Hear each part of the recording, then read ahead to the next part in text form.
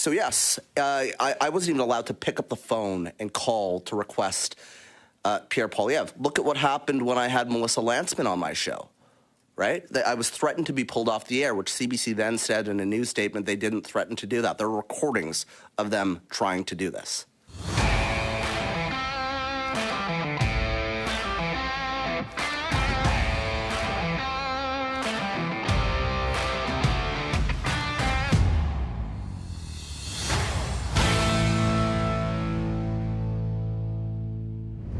Good morning, Madam Chair and members of the committee. As a kid growing up in Alberta, I wasn't like most of my friends. Every night, I watched The National with Knowlton Nash. He represented a public broadcaster that belonged to Canadians. Not to power, not to party, but to the public. And that is the CBC that I believed in. Now, many Canadians know the story about one of my tweets. In April 2024, I publicly stated that Canada Tonight had requested an interview with then CBC President Catherine Tate, and the request was declined. Facts. Shortly after, I was removed from the air. Now, on May 7th, 2024, Tate told this very committee she was, quote, not aware of any repercussions. Yet 24 hours earlier, ATIP records show her vice president, Barb Williams, briefed her directly about my situation. Now that matters because trust matters. The tweet was not the beginning. It was the breaking point. For months prior, tensions had been building, not over performance, but over control. While I was publicly held up as a bold, diverse host, my ability to lead the very program carrying my face and name was quietly being stripped away. CBC's stated commitment to diversity contrasted with realities of tokenism. Still, I pushed forward, creating a nightly panel to showcase real diversity, including of thought. I questioned unequal pay. Why, for example, one contributor who was Indigenous always needed to be paid, while others weren't. When a prominent black journalist requested compensation after appearing doing the exact same job, I was told to reconsider booking him moving forward. I attempted to end this discriminatory practice. Instead, the panel was canceled. When it came to politics, interviews were blocked under guardrails, governed by an internal document never made public, titled Parameters for Political Guests. Political access was centralized, booking decisions controlled elsewhere. It did not happen once. It became a pattern. It became the standard. Power in Politics, hosted by David Cochrane, was given gatekeeping authority over which politicians could appear on Canada Tonight. When I questioned that control and who was in control, I was viewed as disruptive. Now, at the same time, I raised concerns about a toxic environment.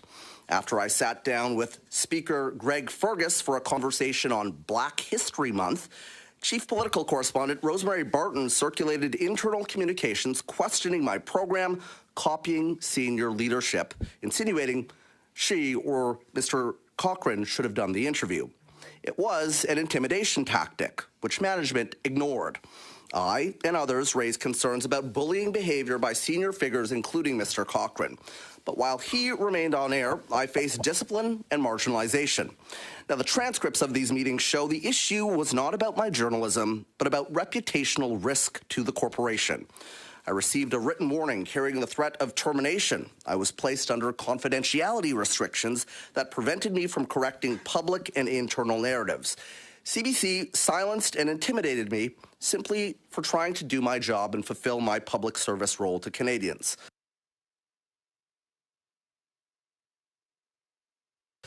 Now, this is not about left or right. It's not about one tweet or one career. It's about systemic control, tokenism, selective enforcement, and a toxic culture where intimidation went unchecked. When I refused to waive my rights under the Canadian Human Rights Act in a proposed confidentiality agreement right here and a gag order, essentially, my role was not renewed. My union, tasked with protecting my rights as an employee, told me explicitly, quote, "It's very much a normal thing that we use." After 25 years in journalism, my career ended. That dream I had as a kid of working at CBC shattered along with my trust in it. Now, inside the newsroom, the message was unmistakable and did not need to be spoken. I raised concerns. I challenged centralized control and bias. I fought for real diversity and equal standards. I tried to do my job as a journalist. Within months, I was pulled off the air, disciplined, restricted from speaking, stripped of my primetime program, and eventually out altogether. Now, if you were still working there, would you feel safe raising similar concerns? This is how silence becomes culture. It's how whistleblowers are intimidated. Public institutions do not weaken from scrutiny. They weaken when they avoid it. The CBC that I believed in was strong enough to withstand accountability. If it is to endure as a public broadcaster worthy of Canadians' trust and over $1.4 billion of their money, it must be strong enough to withstand it again. Accountability is not destruction, it is survival. Thank you for your time. My first set of questions is going to go to Mr. Danraj. Mr. Danraj, I'm just curious, there was a document that you talked about in your opening remarks called Parameters for Political Guests. Would you be willing to table that with the committee? I would. Perfect. Thank you very much. Appreciated. Now, I just want to get to the bottom of this. Can you talk a little bit about any pressure that you experienced at the CBC to shape stories in a particular fashion? Sure, I can, but I do want to spend part of my time, because I am here speaking, and this is my story, but over the past several days, and even when this story initially came out, there have been other CBC employees, current and former, that have come forward to me that are afraid to speak out publicly, and they have sent me some statements. So I'd like to, if I can, read into the record some of what I have been getting from current and former employees. This is a current employee at the CBC. I've been with CBC for 10 years, and I have witnessed and experienced multiple incidents of the misuse of taxpayer dollars, racism, favoritism, nepotism, sexual harassment, and verbal abuse. And then she goes on to outline specific examples. This next individual was someone that you would all know if I said their name. They left the CBC after a 10-year career. The end of their statement says, without exaggeration, I experienced toxicity every single day, and it was almost always from the same people. It was not subtle. It was not hidden. It was part of the daily reality of working there. She goes on to say that she was set to interview Catherine Tate on air. I introduced myself to her in the makeup room as the host. In front of others, she responded, I didn't know I'd be interviewed by somebody who looks like she is 14. That moment stayed with me. It was dismissive, inappropriate, and reflected a broader culture in which respect was not always equally extended to everyone. On Mr. Cochrane, this is one of his former producers. His toxic behavior extended beyond editorial matters and was more often than not deeply hypocritical. While he publicly presented himself as a supporter of diversity, he actively undermined the contributions of colleagues who were minorities. This is somebody who left the industry and had to go to another country. After about a year of working there as an anchor, this is in Vancouver, I was suddenly removed from the anchor desk. I was told the decision was related to the color of my skin, that as a white person, I did not fit the diversity targets they were trying to meet. No concerns about my performance had ever been raised. My concern was the system and the reasoning behind the decision. My frustration was never directed at the individual who stepped into the role.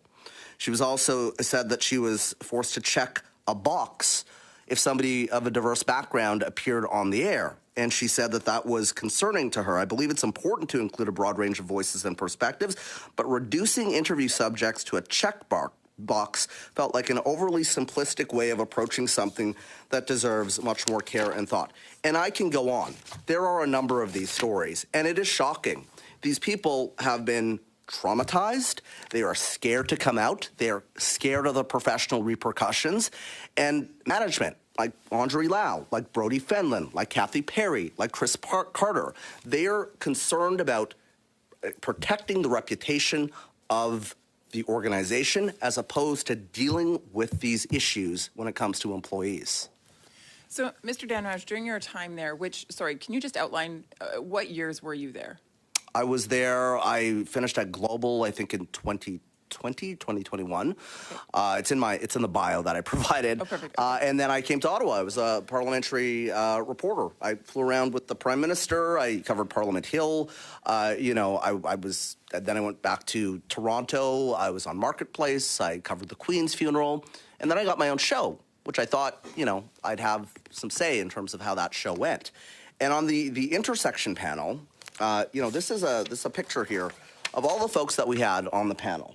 We've got here one with Raheem Mohammed and Rachel Gilmore. I don't know if you can get two people very far apart on the ideological spectrum. Is that Sheila Copps, Brian Lilly, and Faye Johnston, right? We were having the Canadian conversation, and this panel was canceled. And you also have issues of pay equity when it comes to all of these folks. So obviously your point here was to create a panel that was full of diversity, not just in skin color or ethnicity or religious background perhaps, but you wanted diversity of thought. Correct. Were you given the journalistic freedom then to move forward and do that for the sake of the Canadian public? No, I mean, the issue became with the panelists, we had a list of 43 people or 45 people that Power and Politics gave us that said, do not go near these people, right?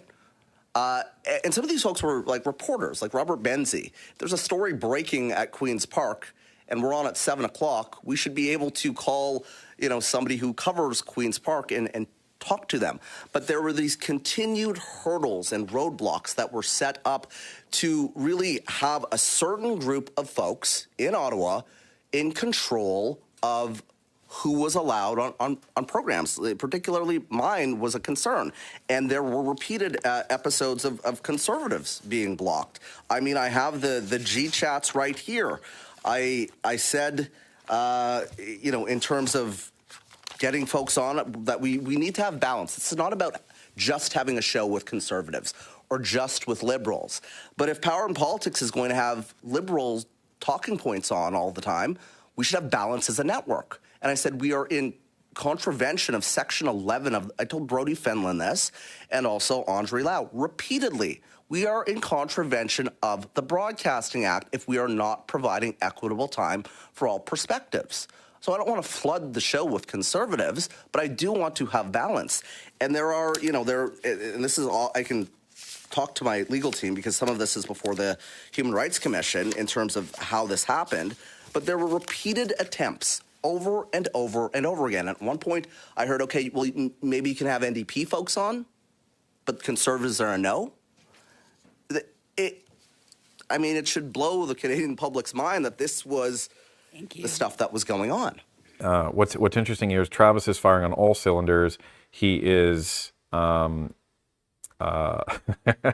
he is just letting it all go and trying to get out as much as possible. And this is the interesting thing. If you're the Liberal government, right? If you are the Liberal government, then don't you want to be asking questions to somebody who has this information and who is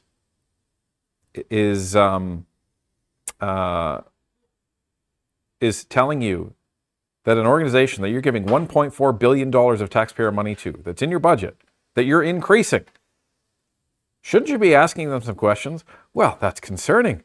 If we're giving taxpayer dollars to this organization, then we should be asking some questions about that.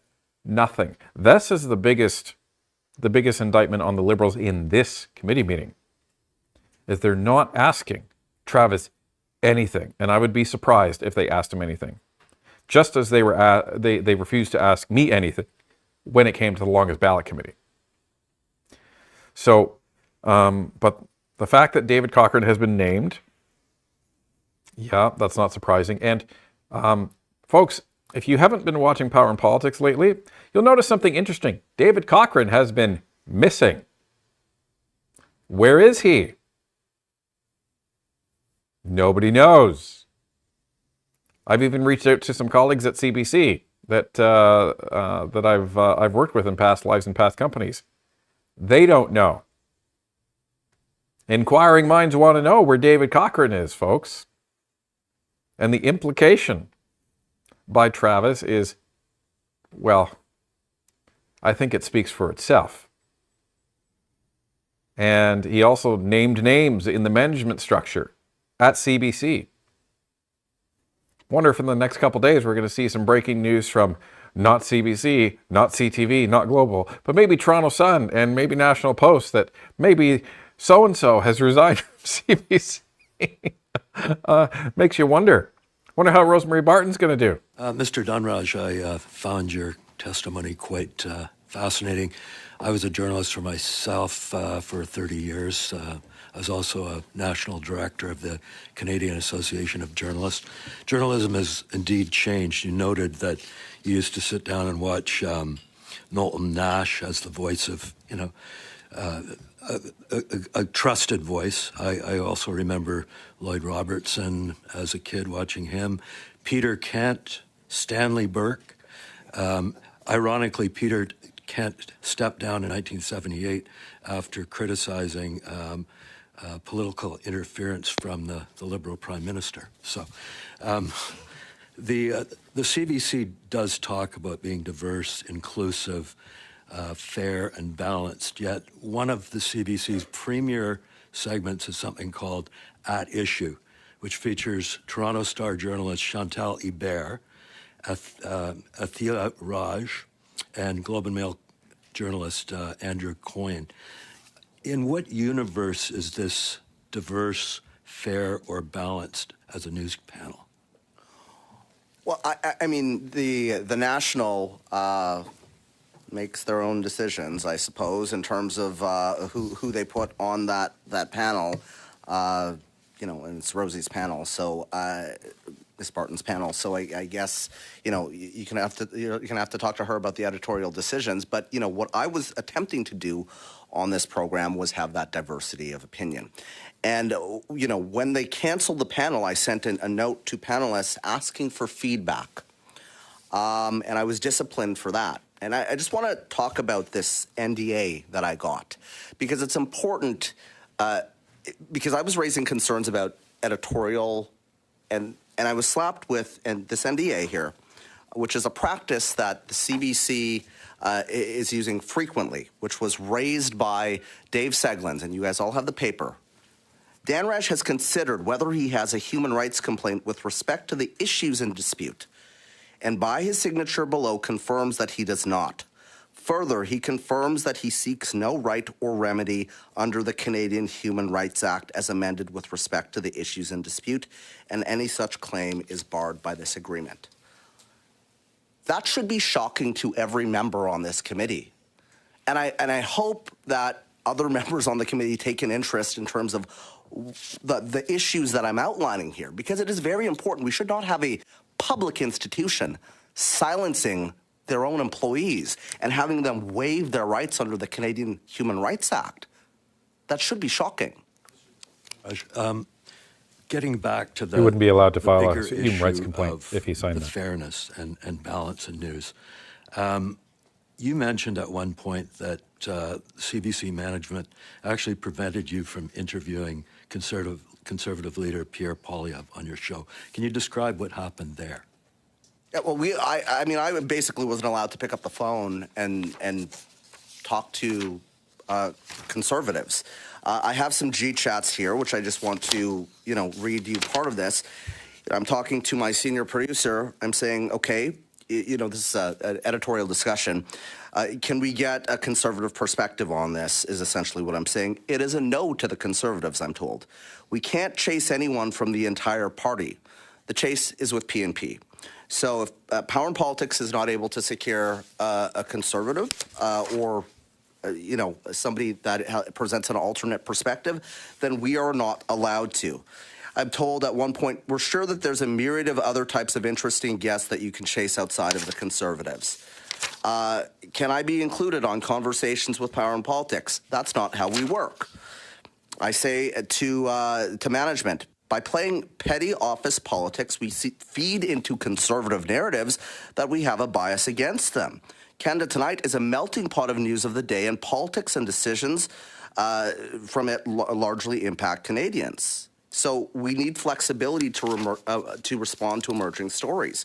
So yes, I wasn't even allowed to pick up the phone and call to request Pierre Poilievre. Look at what happened when I had Melissa Lantzman on my show, right? I was threatened to be pulled off the air, which CBC then said in a news statement they didn't threaten to do that. There are recordings of them trying to do this. Why do you think they were doing that? I mean, there's an effort to essentially protect those in Ottawa in terms of their perspectives on these things, in terms of who they want on the show. It should be about, we did an interview with Karen Johnson, my co-host on the new podcast I'm doing. It is out right now. She's another former CBC employee that is talking about the toxic culture. She said that she alleges that she was called a brown Barbie, a bimbo, but she says that it's a very high school culture. And these are things that this is fine. If you have hosts doing that, it's not fine, but okay. But management, you are responsible for dealing with it. And so if management is not going to do anything, if the president of the CBC is going to come here and expect a tongue lashing and then be able to go back to the CBC and continue to get funding without accountability, these practices will continue. So shame is clearly not enough to get the CBC to a place where they will hold themselves accountable. So it's incumbent upon this committee to do that. What I'm guessing happened here is the Conservatives are just going to throw out a question, and Travis he's just going to say what he wants because he has all the receipts. And it must be overwhelming for Travis based on all of the material that he has, and he doesn't have a lot of time. This is the most challenging part about going to committee, folks, is especially when only the Conservatives are asking you questions. That is very challenging because that reduces the amount of time that you have to get the information out that you feel needs to be put on record in committee. So he's trying to put all of this out there as much as possible. And it's crazy, some of the things that you're hearing. Is it surprising? Probably not. But it doesn't mean it's less shocking. So the NDA that he's talking about sounds like what it is it would prevent him. It would essentially him signing an agreement that I agree to never file any human rights complaint against anybody in the CBC. Why would you need that? Why would you need that? That's the question that needs answering.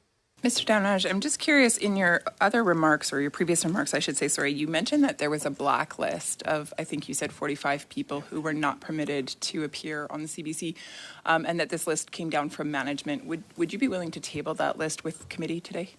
Yes. Okay, thank you. Mr. Downage, I'm curious, during your time, or do you have knowledge of the PMO, the Prime Minister's office, ever talking to the CBC with regard to how a news angle should be covered or taken, or content that should be reported on? I know concerns were raised. I know concerns were raised from people that were on Power and Politics.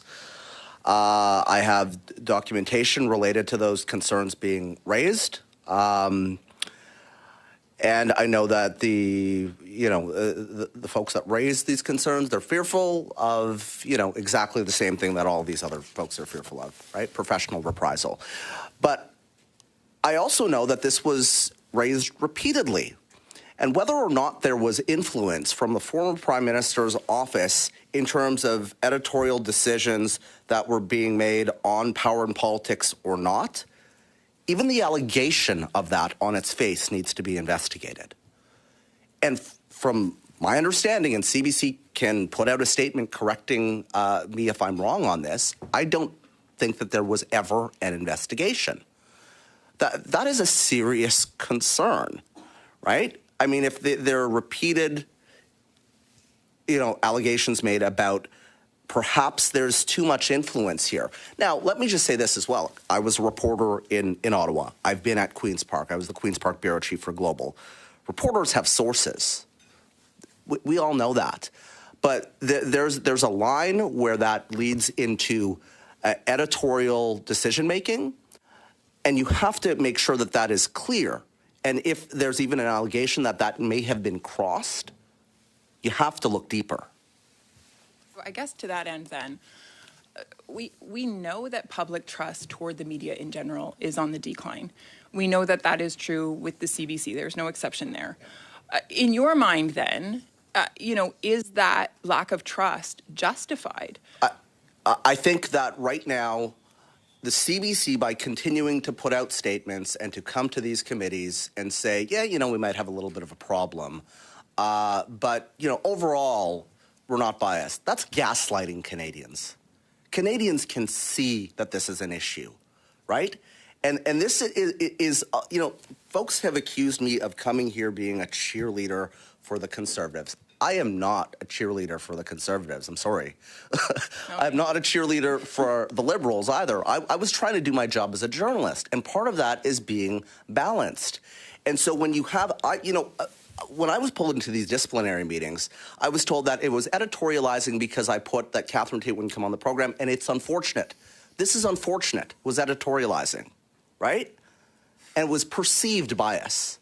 There's a lot of perceived bias going on that I don't see any discipline around.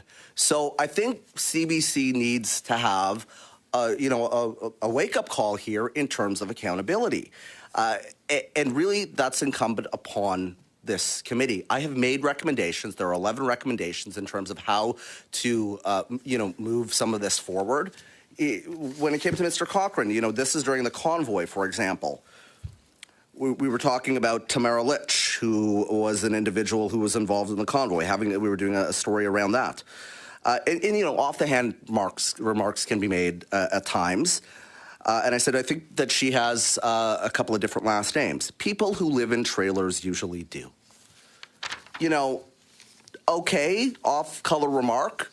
But if this is a pattern, right, you have to, if your staff on your own show are raising this, if people are leaving the program, you have to look a little bit deeper into it, as opposed to pulling me off the air for saying it's unfortunate the president didn't come on the show.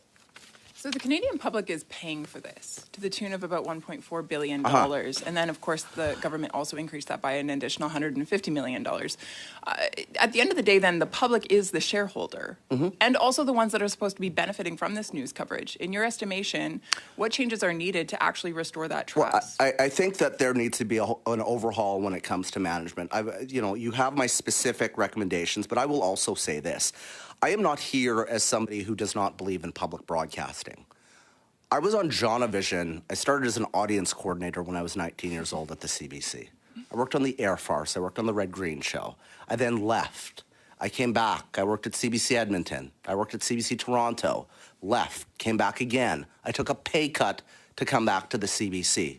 I used to walk around the CBC Broadcast Center when I was 19 years old and sneak into the newsroom, and I thought, I want to be at this place at some point. This is the heart of this building, the news organization. And it has gotten so far away from what it was. The CBC should not be a polarizing force. It needs to bring Canadians together, and it has the infrastructure to be able to do that.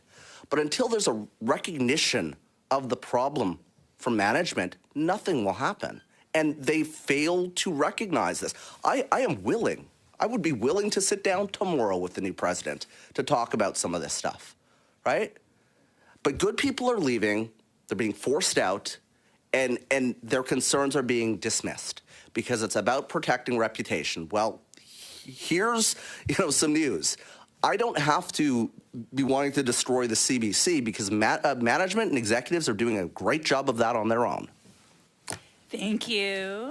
We're going to try one more time with Ms. Royer to see if we have sound now that you have a new headset. You have the floor for 5 minutes. Okay. So, wow. Off-color remark. Yeah, that's one way to put it. People who live in trailers usually do. Wow. I think that's the first time I've heard that Cochrane said that. And probably for many of you as well, because nobody watches CBC. Wow. That is disgraceful. I've actually heard of people fired on radio for making a off-color remark like that. There's somebody that was removed from one of the CBC shows. Used to talk about hockey for saying, "you people." Can anyone remember who that was? So apparently "you people" isn't, is way more off color than saying people that may have more than one last name, people who live in trailers usually do. Holy. And then the biggest bombshell so far, folks, is the fact that, again, we've all kind of suspected this, but when you hear it, it's very different. When you hear that there was concerns and allegations that there was interference coming from the Prime Minister's office trying to affect the narrative of the CBC. So Travis was very careful there not to say, yes, there absolutely was, which I think was wise of him. But what he did say is there was concerns. There was concerns raised and there was no investigation about it. That is crazy.